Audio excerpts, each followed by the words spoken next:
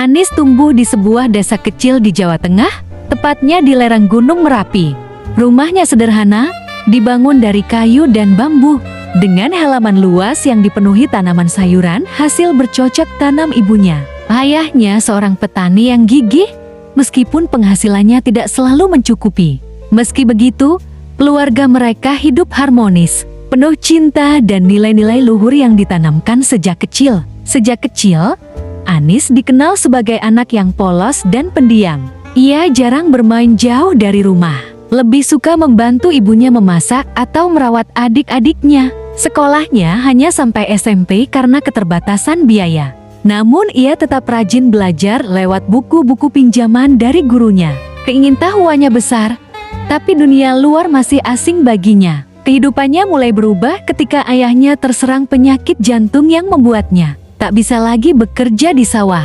Penghasilan keluarga semakin menipis, sedangkan biaya pengobatan terus meningkat. Melihat kondisi itu, Anis memutuskan untuk merantau ke kota agar bisa mencari pekerjaan dan membantu keluarganya dari jauh. Ia yakin dengan usaha keras, ia bisa membayar pengobatan ayahnya dan memberikan masa depan yang lebih baik bagi keluarganya. Pada suatu pagi yang berkabut, Anis pamit kepada orang tuanya dengan air mata mengalir pelan di pipi. Ibunya memeluknya erat, berpesan agar selalu menjaga diri dan tidak mudah percaya pada orang asing.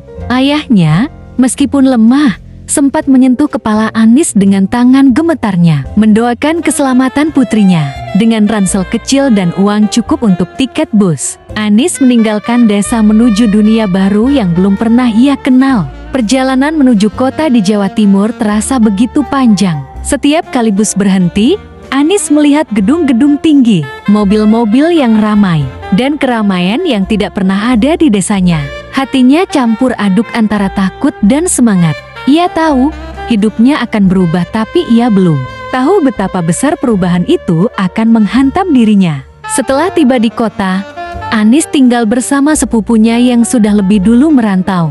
Sepupunya membantunya mencarikan pekerjaan, dan akhirnya Anis diterima sebagai pelayan di sebuah rumah makan sederhana yang ramai dikunjungi para pekerja proyek dan sopir truk. Gaji yang didapat tidak besar, tapi cukup untuk membayar kos-kosan dan mengirim uang ke desa. Awalnya, Anis merasa canggung dalam lingkungan barunya.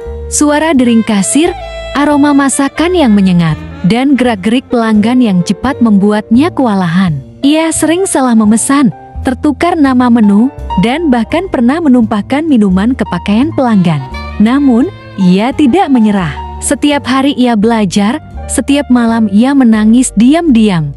Tapi pagi harinya ia tetap datang dengan senyum di wajah. Karena cara bicaranya yang masih khas desa dan penampilannya yang sederhana, beberapa pelanggan seringkali menjadikan Anis sebagai bahan olok-olok. Ada yang bertanya sok tahu tentang kehidupan di desa. Ada juga yang melemparkan komentar-komentar nakal. Anis tidak mengerti maksud perkataan mereka, tapi ia tahu bahwa nada suara mereka tidak ramah. Ia hanya bisa menunduk dan berusaha fokus pada pekerjaannya.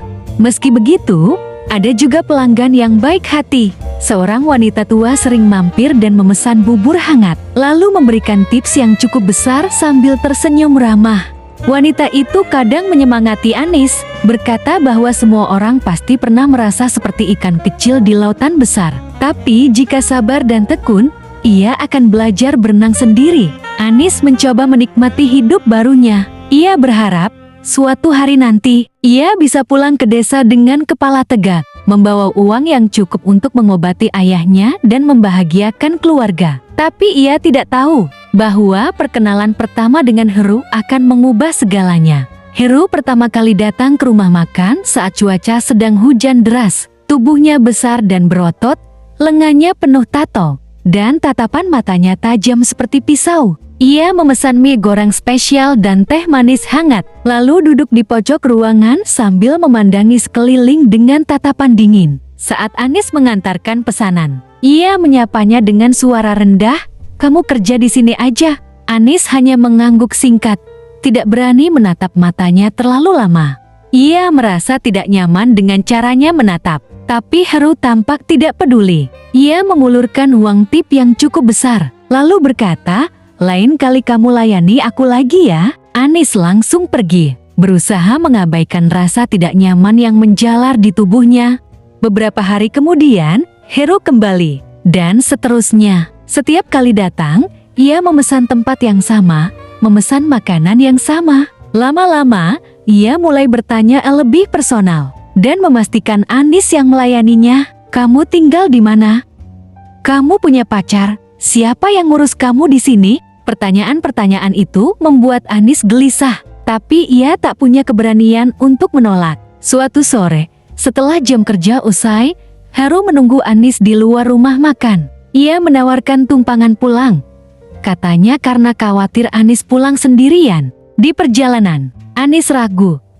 Tapi karena waktu sudah larut dan jalanan sepi, ia akhirnya menerima. Hero mulai mengucapkan kalimat-kalimat yang membuat Anis ingin menangis. Tangannya menyentuh paha Anis, dan saat Anis menepis, Hero tertawa pelan. Itu adalah awal dari hubungan yang sangat membingungkan bagi Anis. Hero terus mendekatinya, kadang dengan rayuan manis, kadang dengan cara kasar. Anis tidak tahu apakah ia sedang dicintai atau dimanfaatkan. Yang ia tahu, setiap kali Hero mendekat, tubuhnya gemetar, tapi bukan karena takut, melainkan sesuatu yang belum pernah ia rasakan sebelumnya.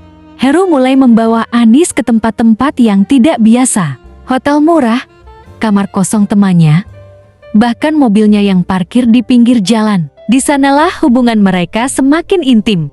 Ia bayangkan sebelumnya. Awalnya, Anis menangis setiap kali dipaksa melakukan hal-hal yang tidak pernah. Tapi perlahan, tangisan itu berubah menjadi erangan. Dan akhirnya menjadi desahan kecil yang ia sendiri tidak mengerti dari mana asalnya. Hero bukan hanya sekadar agresif, tapi juga sangat pandai membangun rasa percaya. Padahal sebenarnya ia sedang direndahkan secara fisik. Ia memberi Anis hadiah kecil, memujinya. Ia mulai kehilangan batasan antara cinta dan paksaan, antara nafsu dan keterpaksaan, dan bahkan menanyakan kabar keluarganya. Itu membuat Anis merasa dihargai.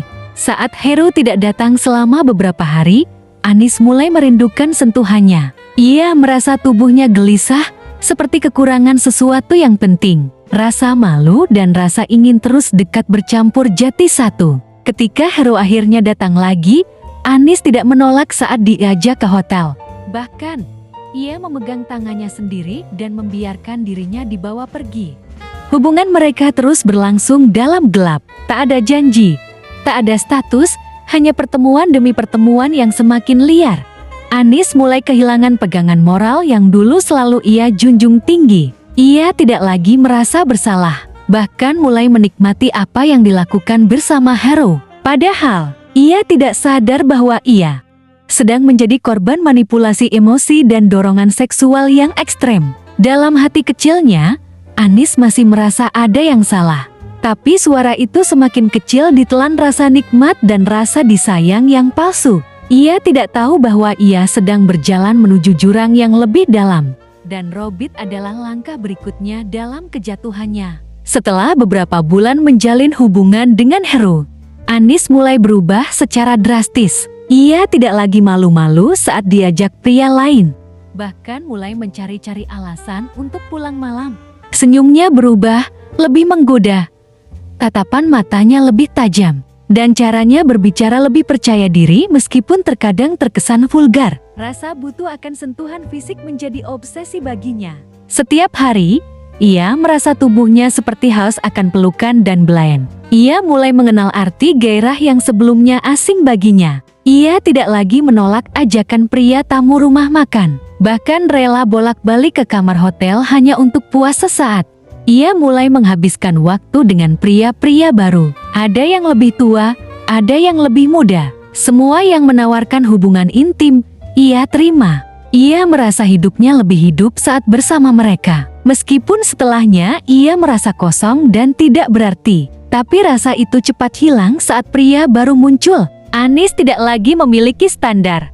Ia tidak peduli siapa pria itu, dari mana asalnya, atau apa tujuan mereka. Yang penting baginya adalah kepuasan fisik yang instan. Ia bahkan mulai berpakaian lebih terbuka, menggunakan makeup tebal, dan menyesuaikan diri dengan gaya hidup malam yang dulu sangat asing baginya. Di balik perubahan itu, Anis masih menyimpan sisa-sisa jiwa gadis desa yang dulu ia kenal. Tapi sisa itu semakin kecil, hampir punah. Ia tidak tahu lagi siapa dirinya, dan siapa yang harus ia salahkan atas semua ini kecuali dirinya sendiri yang telah terjebak dalam siklus yang tidak bisa lagi ia kendalikan. Setelah beberapa bulan menjadi wanita yang sangat berbeda, Anis mulai mengenal banyak pria. Ada tukang ojek yang sering lewat di depan rumah makan, sopir angkot yang biasa istirahat sambil makan siang, bahkan pemilik warung sebelah yang sudah beristri. Ia tidak pernah menolak ajakan mereka. Bahkan kadang-kadang ia sendiri yang memulai rayuan. Tubuhnya seperti ketagihan akan sentuhan laki-laki. Setiap hari harus ada yang menyentuh, mencium, atau memeluknya. Anis mulai merasa bahwa dirinya bukan lagi gadis desa yang dulu polos dan rendah hati. Ia senang jika diperebutkan. Senang jika membuat pria gelisah karena tidak bisa memiliki dirinya sepenuhnya. Ia percaya diri, agresif, dan suka tantangan. Tapi di balik semua itu, ia mulai merasa kosong. Rasa puas yang didapat selalu sementara. Dan semakin sering ia mencari, semakin besar juga rasa hampa yang menggerogoti jiwanya. Dalam kesendiriannya, Anis sering menangis tanpa alasan jelas. Ia merindukan masa lalu yang damai. Meskipun ia tidak tahu bagaimana cara kembali ke sana. Setiap kali ia mencoba menghentikan pergaulan buruk itu, tubuhnya memberontak. Ia merasa gelisah, sesak napas, dan seperti kehilangan identitas jika tidak melakukan hubungan intim dalam beberapa hari berturut-turut. Hidup Anis telah menjadi siklus nafsu yang tak berujung. Ia tidak lagi punya tujuan selain kepuasan fisik instan. Tapi di balik semua itu, ia masih menyimpan harapan bahwa suatu hari ada seseorang yang akan datang dan menyelamatkannya dari jurang ini. Sayangnya, pria yang datang justru membawanya lebih dalam lagi ke dalam kehancuran. Pertama kali melihat Robit, Anis langsung tertarik. Ia datang ke rumah makan bersama teman-temannya, mengendarai mobil mewah dengan pakaian mahal dan aroma parfum yang menyengat. Tubuhnya atletis, kulitnya hitam legam, matanya tajam, dan penuh percaya diri. Saat ia memesan makanan, suaranya rendah tapi penuh karisma.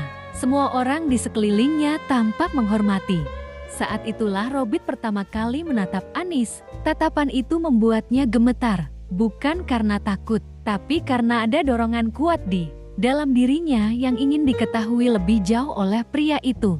Ketika Robit tersenyum dan berkata, "Lain kali kamu aja yang layani aku." Anis tidak bisa menyembunyikan senyumnya. Ia merasa dipuja, dicari, diinginkan. Hari-hari berikutnya, Robit selalu datang ke rumah makan. Ia memesan makanan yang sama, duduk di tempat yang sama, dan meminta agar Anis yang melayani. Lama-lama, mereka mulai berbicara lebih personal. Robit bercerita tentang ayahnya yang pengusaha besar, tentang hidupnya yang bebas tanpa batas, dan tentang hasratnya yang sulit dikontrol. Anis mendengarkan dengan tatapan kagum, seolah-olah ia baru saja bertemu dengan pria idaman yang selama ini ia cari. Suatu sore, Robit menjemput Anis setelah kerja. Ia membawa mobilnya kecil dan mengajak Anis pergi ke sebuah villa milik keluarganya di pinggir kota. Di sanalah pertama kalinya mereka melakukan hubungan intim. Robit sangat liat, penuh gairah, dan tidak kenal ampun. Anis merasa seperti boneka yang bisa diatur seenaknya, tapi ia tidak menolak. Ia malah merasa bahwa inilah yang ia cari selama ini, seorang pria yang benar-benar bisa memiliki dirinya secara total. Hubungan mereka semakin intens. Robit selalu ingin lebih, dan Anis selalu memberinya. Mereka tidak peduli pada waktu, tempat, atau risiko. Yang penting bagi mereka adalah puas. Tapi, lambat laun, Anis mulai merasa letih. Tubuhnya tidak lagi kuat menahan amukan gairah Robit yang tidak pernah habis. Namun, ia tetap tidak bisa melepaskan diri dari pria itu. Setiap kali Robit datang menjemput, Anis sudah tahu apa yang akan terjadi. Mereka tidak perlu bicara banyak, cukup saling pandang dan langsung menuju kamar. Robit tidak pernah sabaran. Ia langsung menyeret Anis ke ranjang dan memperlakukannya seperti mainan. Tidak ada cinta, tidak ada kasih sayang. Hanya gairah yang liar dan tak terkontrol. Beberapa kali, Anis mencoba protes saat Robit terlalu keras. Ia memohon agar Robit pelan-pelan, tapi permintaannya selalu diabaikan. Robit malah tersenyum dan berkata, "Kamu suka kan?" Anis tidak bisa menjawab. Ia tidak tahu apakah itu benar-benar nikmat atau hanya karena tubuhnya sudah terbiasa dipaksa. Yang ia tahu, setiap kali pulang, tubuhnya sakit-sakit dan pikirannya pusing. Robit tidak pernah memperhatikan kondisi Anis. Ia hanya peduli pada kepuasannya sendiri. Jika Anis terlihat lemas atau sakit, ia malah berkata, "Kalau nggak kuat, bilang aja." Ucapan itu menusuk hati Anis. Ia merasa direndahkan, tapi ia tetap kembali. Karena tanpa Robit, ia merasa tidak utuh. Ia merasa seperti kehilangan bagian dari dirinya. Beberapa minggu berlalu, dan Anis mulai merasa ada yang aneh dengan tubuhnya. Ia sering merasa sakit di bagian vitalnya. Kadang disertai demam ringan dan keputihan yang tidak normal. Ia mencoba mengabaikannya, tapi semakin hari gejalanya semakin parah. Ia merasa lemas, lesu, dan mudah marah. Tapi Robit tidak peduli. Ia tetap memaksanya untuk melakukan aktivitas itu. Meskipun Anis sudah hampir tidak berdaya. Anis mulai menangis diam-diam di kamar kosnya. Ia menyesal, tapi tidak tahu bagaimana caranya keluar dari hubungan ini. Ia ingin berhenti, tapi tubuh dan pikirannya terus memintanya untuk kembali. Ia merasa seperti pecandu yang tidak bisa lepas dari candu. Dan Robit adalah candu terkuat yang pernah ia kenal. Suatu hari, Anis tidak sanggup lagi menahan sakit yang terus-menerus. Ia akhirnya pergi ke klinik kesehatan dan memeriksakan diri. Hasilnya membuat dunia terasa runtuh. Ia didiagnosis menderita penyakit infeksi menular seksual IMS stadium awal. Dokter menyarankan agar ia segera menjalani pengobatan dan menghindari hubungan intim hingga sembuh. Anis ya, ia tidak pernah membayangkan bahwa suatu hari ia akan menerima kabar seperti ini. Ia menangis sepanjang jalan pulang. Ia tidak tahu siapa yang menularinya, Heru, Robit, atau salah satu dari pria lain. Ia tidak bisa menghitung jumlah pria yang pernah menyentuhnya. Ia hanya bisa menyalahkan diri sendiri. Namun, di tengah rasa sakit itu, ada titik terang. Seorang petugas klinik melihat kondisi mental Anis dan menawarkan bantuan psikologis. Dari sinilah Anis mulai membuka diri, menceritakan segalanya, dan mulai menyadari bahwa ia masih punya kesempatan untuk bangkit. Ia belum hilang sepenuhnya. Beberapa bulan kemudian, Anis mulai merasa perlahan sembuh. Fisiknya pulih, meskipun bekas luka emosional masih terasa. Ia memutuskan untuk mengakhiri hubungan dengan Robit. Awalnya, Robit marah besar dan mengancam akan datang ke kosannya. Tapi Anis tetap tegak. Ia berkata, "Aku udah capek, Rab, aku mau hidupku kembali." Ia juga berhenti dari pekerjaannya di rumah makan. Ia tidak ingin lagi terjebak dalam lingkungan yang membuatnya jatuh. Ia pamit pada sepupunya, lalu memutuskan untuk pulang ke desa. Ia tidak tahu bagaimana reaksi keluarganya, tapi ia yakin ia harus mencoba memulai hidup baru. Di desa, Anis tidak langsung cerita tentang masa lalunya. Ia memilih untuk perlahan membangun kembali hubungan dengan orang tua dan adik-adiknya. Ia membantu ibunya berkebun, membersihkan rumah, dan belajar kembali menjadi wanita sederhana yang dulu ia tinggalkan. Meski masih ada rasa malu dan penyesalan, Anis tidak lagi menyalahkan diri sendiri. Ia mulai menjalani terapi online dan membaca buku tentang pemulihan jiwa. Ia ingin sekali lagi menjadi wanita yang utuh bukan hanya secara fisik, tapi juga secara mental dan spiritual. Dan suatu hari, Anis menulis surat untuk dirinya sendiri. Surat itu berisi doa dan tekad. Untuk Anis yang dulu, maafkan aku. Untuk Anis yang sekarang, teruslah berjuang. Untuk Anis yang akan datang, aku akan menjadi wanita yang lebih baik.